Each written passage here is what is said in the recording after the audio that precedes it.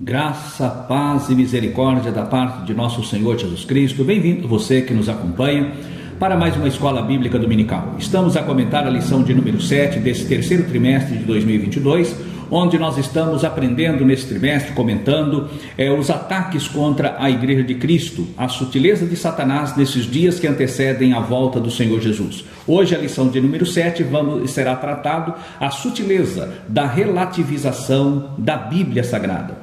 E nós temos aqui por base do nosso texto áureo em Timóteo, na segunda de Paulo a Timóteo, no capítulo 3, no versículo 16, que diz: toda a escritura divinamente inspirada é proveitosa para ensinar, para redarguir, para corrigir, para instruir em justiça. Esta é a base, o texto de ouro, e é com base nisso, isso aqui é o centro da nossa lição, do comentário que será desenvolvido nesta lição. E a verdade prática, isto é, a extração desse texto bíblico, nós vamos ter a aplicação na nossa vida, que é a verdade prática. A Bíblia é a inspirada, inerrante e infalível palavra de Deus. Não podemos relativizá-la. E quando falamos do relativismo, nós vamos ver aqui sobre o que é o relativismo. O relativismo é a antítese do universalismo. Universalismo e relativismo. Este é o foco que será invocado neste comentário. E a nossa lição ela está dividida em tópicos, né? A Bíblia e o Espírito desta era. O 2, a Bíblia e o politicamente correto. A Bíblia e o outro evangelho. A Bíblia sempre a atual palavra de Deus. Então nós vamos ver aqui no primeiro ponto o espírito desta era, o politicamente correto, um outro evangelho e a atualidade da Bíblia Sagrada. Para começarmos aqui a expor, eu quero apenas citar um trecho do que diz aqui na introdução da nossa lição, que é de grande importância para a compreensão do que será destacado na sequência. Hoje não é diferente. Infelizmente, há quem afirme que a Bíblia precisa ser atualizada. Geralmente esse posicionamento é tomado quando se trata de questões de natureza social e comportamental. Assim, há quem defenda que a Bíblia precisa ser ressignificada. Em outras palavras, para ele a palavra de Deus está desatualizada nessas questões sociais, comportamentais ou, no mínimo, mal traduzida, mal interpretada e, portanto, mal aplicada. Este é o ataque do adversário contra a palavra de Deus nesta cultura relativista que estamos vivendo. Para começarmos a tratar esse assunto do relativismo, eu quero citar aqui o que diz Protágoras, um filósofo cuja expressão ele retirou, né, foi com base em Heráclito. Protágoras ele afirmou: o homem é a medida de todas as coisas, das que são enquanto são, e das que não são enquanto não são. Em outras palavras, isto é relativismo. Isto é relativismo. Para que nós possamos prosseguir neste comentário, eu quero especificar primeiramente o que é a palavra de Deus. A palavra de Deus, ela é inerrante, como diz aqui na verdade prática. Ela é inspirada por Deus, ela é inerrante e ela é infalível. Temos que partir desta premissa. E logo neste ponto está dentro do tópico primeiro, abordado pelo comentarista, onde ele vai dizer que nós estamos vivendo uma fase de desconstrução de marcos, desconstrução de valores, desconstrução ética, desconstrução cultural, desconstrução de princípios. Esta é a realidade que nós estamos atravessando nesse período chamado de pós-moderno, o pós-modernismo. É a era do vazio, a era do pós-verdade, a era do fim das certezas. É uma cultura líquida. Este é o ponto que nós estamos, esta é a realidade que nós estamos atravessando, a realidade cultural, a realidade filosófica. No entanto, o que a Bíblia ela nos informa a respeito desta época? Para falar o que a Bíblia ela aponta a respeito desta época, nós precisamos voltar lá no Antigo Testamento, em Isaías, no capítulo 5 do profeta Isaías, e nós vamos encontrar que o profeta diz no versículo 20: ai dos que ao mal chamam bem, e ao bem mal, que fazem das trevas luz e da luz trevas, e fazem do amargo doce e do doce amargo. E isto é o que nós estamos atravessando. Esta é uma realidade atual. No entanto, esse texto foi escrito há 700 anos antes de Cristo. E se nós já estamos no século 21, isso mostra que há mais de 2.700 anos esta palavra foi escrita. E é a realidade que o mundo está vivendo hoje, o que Isaías escreveu aqui no capítulo 5 e no versículo 20. Quando nós vamos olhar para o Novo Testamento, na expressão de Paulo, quando ele escreve a carta aos Romanos, Paulo ele traz também a seguinte verdade, firmada partindo daquela dita por Isaías. Agora Paulo ele vai escrever para a igreja. Ali Isaías escreve para o povo de Israel da antiga aliança. Agora para o povo da nova aliança, do período da graça, Paulo escreve, capítulo 12 de Romanos: rogo-vos, pois, irmãos, pela compaixão de Deus, que apresenteis os vossos corpos em sacrifício vivo, santo e agradável a Deus, que é o vosso culto racional. E o versículo 2: não vos conformeis com este mundo, mas transformai-vos pela renovação do vosso entendimento, para experimentar qual seja a boa, agradável e perfeita vontade de Deus. E para completar o que fora dito aqui em Romanos capítulo 12, versículos 1 e 2, o escritor aos Hebreus, ele escreve no capítulo 13 e também no versículo 8, ele diz: Jesus Cristo é o mesmo, ontem, hoje e eternamente. Aqui nós vamos ver que o Senhor Jesus ele é imutável, ele é o mesmo, ontem, hoje e eternamente. O Senhor Jesus não mudou, não muda e jamais ele mudará.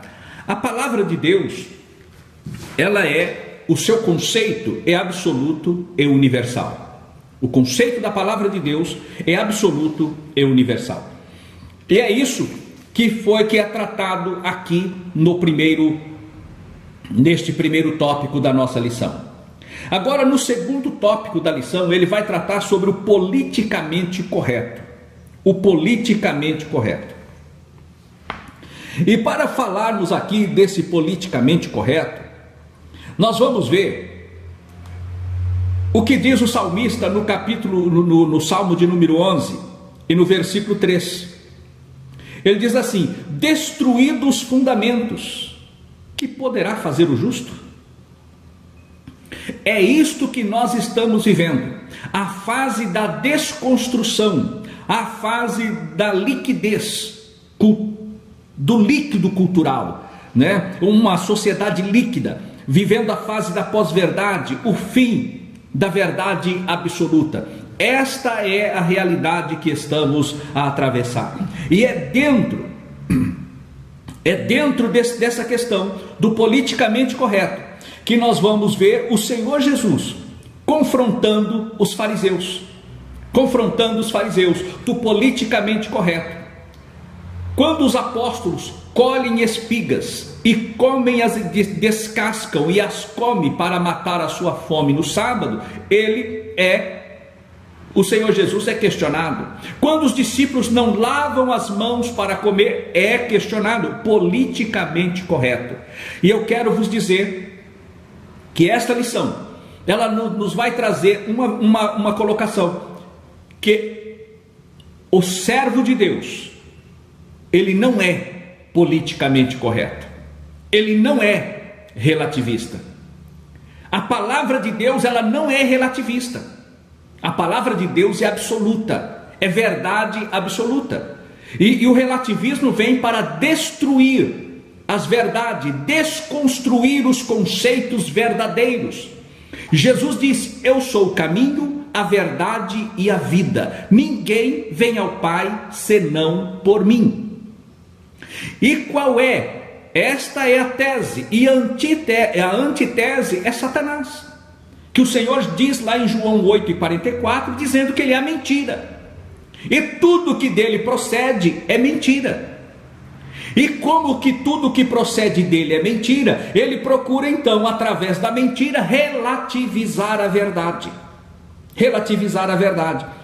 Há um filósofo que o seu nome, muito conhecido, Leandro Carnal. Leandro Carnal, ele diz que a religião, ela é relativa.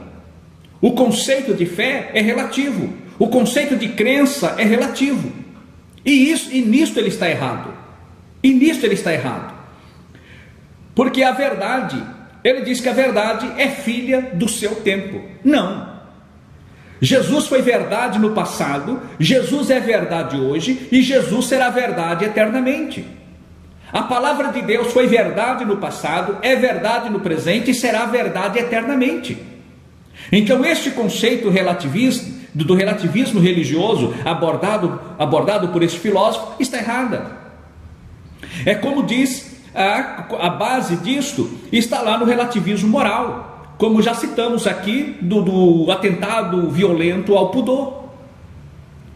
Que isso, a pessoa, a princípio, o Código Penal, ele diz que tal comportamento é crime.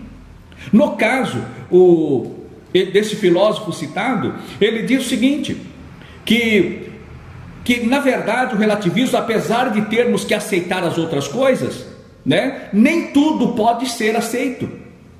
Aquilo que a lei define como crime, então é crime, então não pode ser aceitado pelo relativismo, porque a lei define como crime. Só que o dia que a lei parar de definir como crime, então deverá obrigatoriamente ser aceito. E isso não é verdade. Então a lei do homem, ela muda conforme a cultura. A lei do homem, ela muda conforme vai mudando ali os costumes e a sociedade. Mas a palavra de Deus não. A palavra de Deus não muda.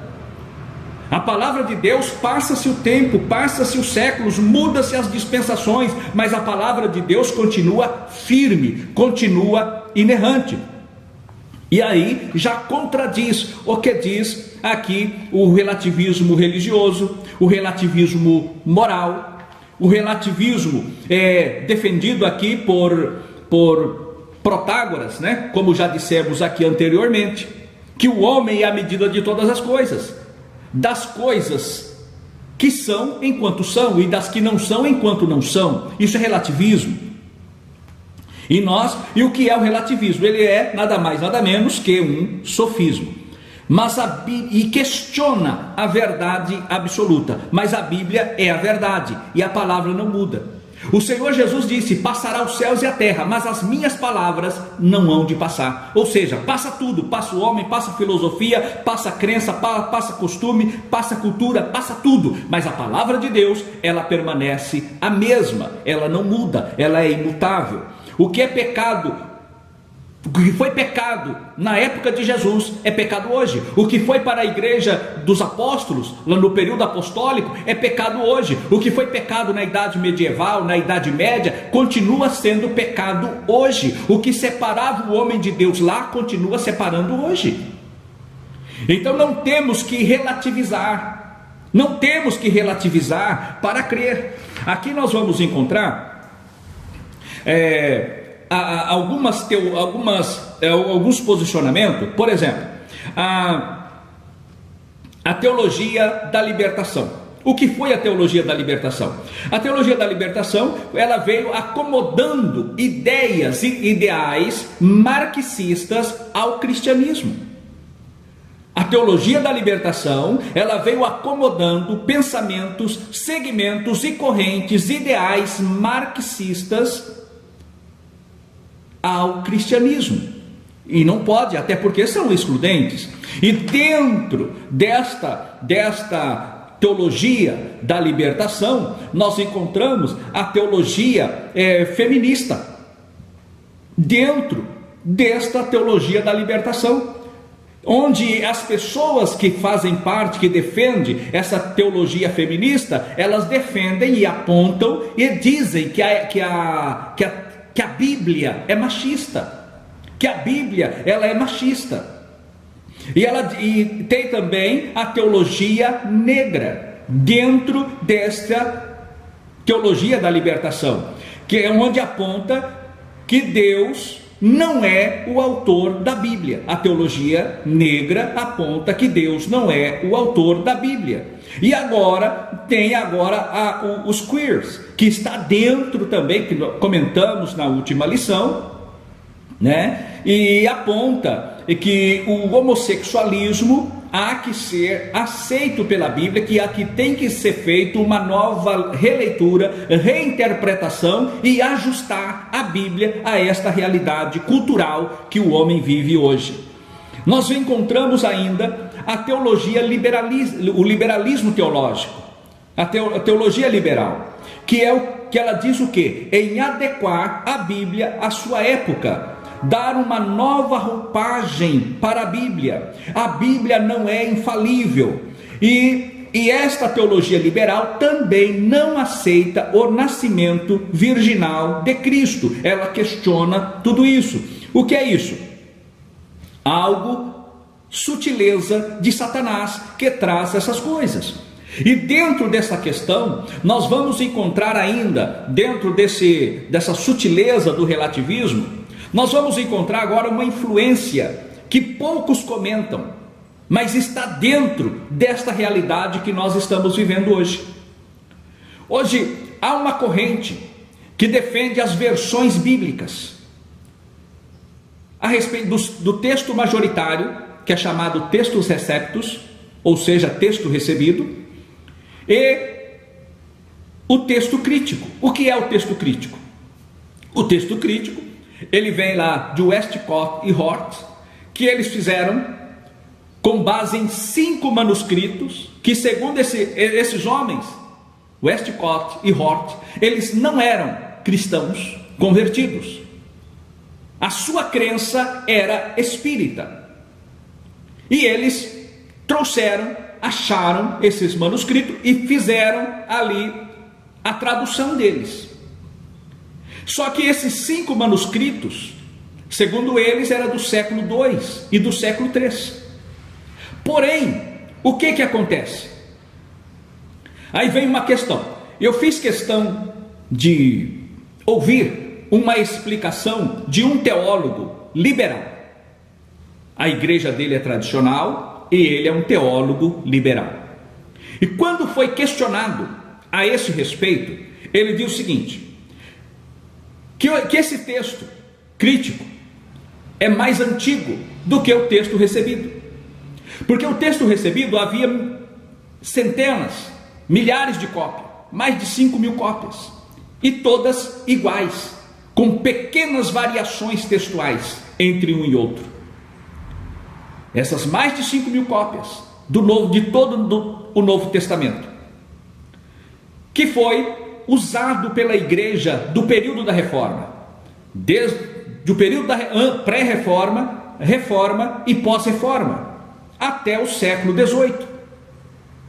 Mas quando chega no século XIX, vem então essa descoberta de 5 manuscritos.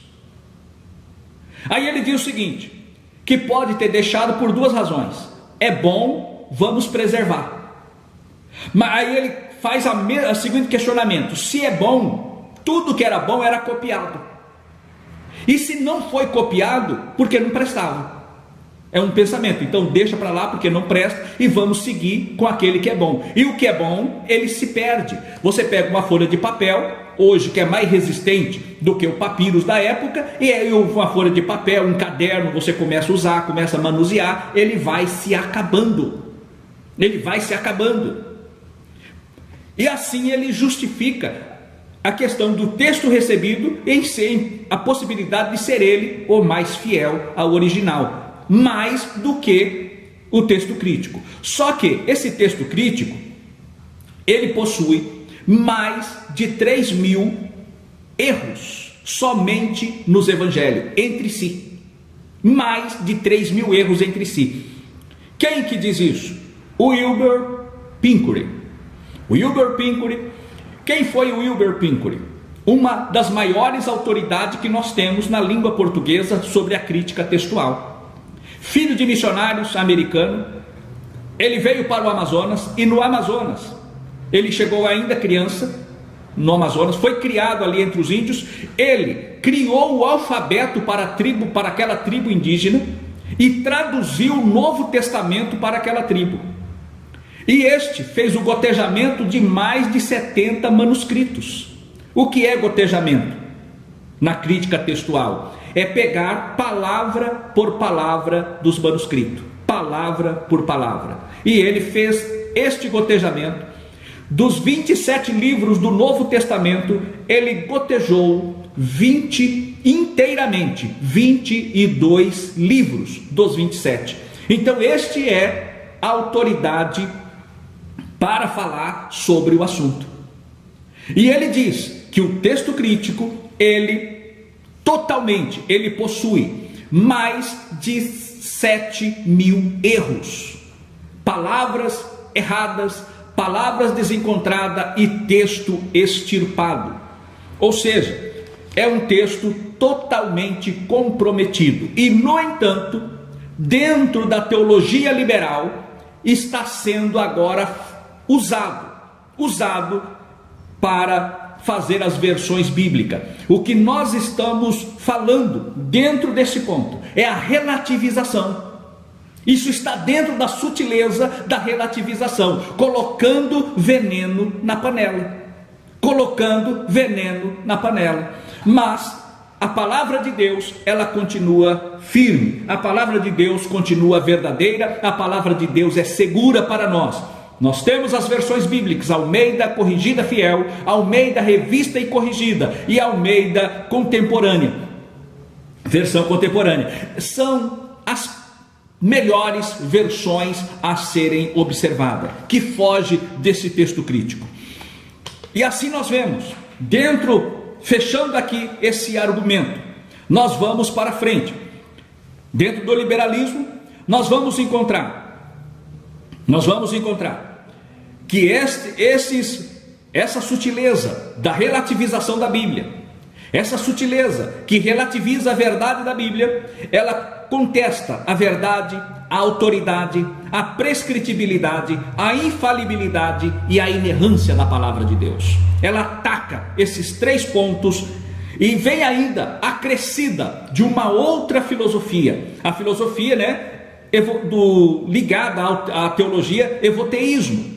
O que é o evoteísmo? Eles defendem o Big Bang, é uma mistura entre o que a Bíblia diz e a ciência.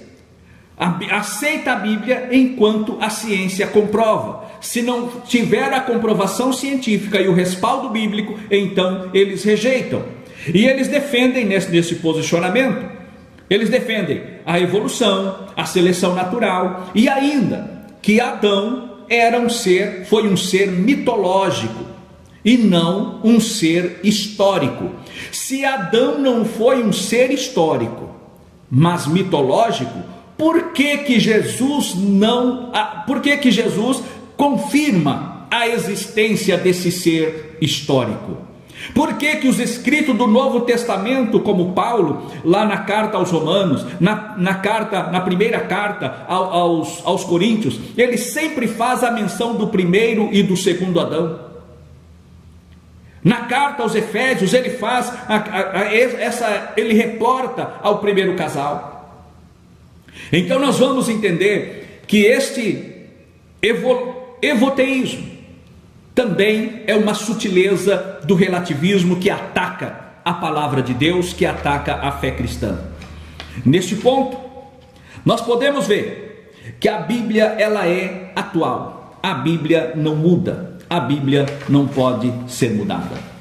Aí muitos estão falando, trazendo outros questionamentos acerca do homossexualismo, que nós precisamos interpretar a Bíblia de acordo com a realidade cultural. Não, é o mundo que tem que se ajustar à palavra de Deus, e não a palavra de Deus aos pecados e vícios e desvios do homem. Paulo, quando escreve a carta aos Romanos, no capítulo 12, que fizemos menção, ela diz no versículo 2: não sede conformados, ou não vos conformeis com o mundo, mas transformai-vos pela renovação do vosso entendimento. O que é conformar? Conformar é tomar a forma de.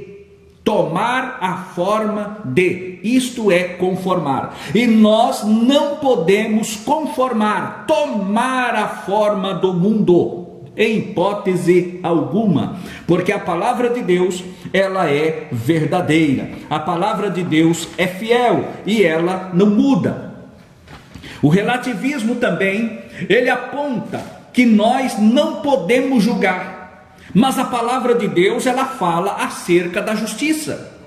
E a justiça implica em julgamento. Implica em julgamento. Paulo, quando vai escrever as suas epístolas pastorais, ele fala acerca de julgamento. A igreja primitiva, a igreja apostólica, na instituição dos diáconos, eles fizeram julgamento entre obreiros e obreiros. E impôs a condição. E dentro da condição imposta pelos apóstolos, a igreja então escolheu entre o que deveria e o que não deveria servir na função de diácono. No capítulo 2 e no versículo 16 da carta aos Romanos, diz o seguinte: no dia em que Deus há de julgar o segredo dos homens, por Jesus Cristo, segundo o meu evangelho. Aqui Paulo está falando de um julgamento futuro. De um julgamento futuro. É Deus que vai julgar. É Deus que vai julgar. Haverá um juízo, sim. E o relativismo, ele questiona todo o julgamento. Não podemos julgar. Não podemos julgar. A verdade para ele é a dele. Nós temos que aceitar a verdade que nos é apresentada. Mas essa verdade, nós já sabemos, é a mentira com a roupagem da verdade. A mentira com a roupagem da verdade não faz da mentira uma verdade. A mentira vestida com a verdade não faz da mentira verdade. A mentira continua sendo mentira.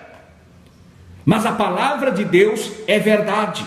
E é com base nesta verdade que nós devemos pregar o Evangelho e viver o Evangelho, com base nesta verdade. A Bíblia não faz concessão.